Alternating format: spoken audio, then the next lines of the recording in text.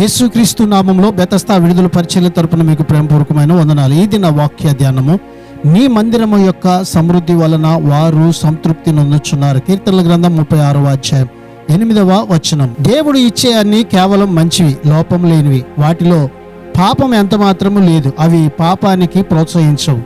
మనుషులు దేవుడు ఇచ్చే వాటిని దుర్వినియోగం చేసి వాటి సహాయంలో పాపానికి అవకాశాలు ఏర్పరచుకుంటే ఆ తప్పు మనుషులదే కానీ దేవుడు మనకిచ్చిన వరాల్లో ఎంత మాత్రము కాదు. యాకోబు రాసిన పత్రిక 1వ అధ్యాయం 7వ వచనం ప్రకారము, శ్రేష్టమైన ప్రతి ఈవియు సంపూర్ణమైన ప్రతి వరమును పరసంబంధమైనదై జ్యోతిర్మయుడగు తండ్రి యొద్ద నుండి వచ్చును. ఆయన యందు ఏ చంచలత్వమైనను గమనాగమనముల వలన కలుగు ఏ ఛాయ అయినను లేదు. కాబట్టి ఈ దిన నా వాక్యాన్ని బట్టి మనము అనుభవించే ప్రతి ఈవియు ఆయన సమృద్ధి నుండి మనకి కలుగుచున్నవని గుర్తించి ఆయన మందిరమునకు చేరుదాం. అట్టి కృపను దేవుడు మనందరికీ కూడా దయచేయునుగాక. ప్రార్థన.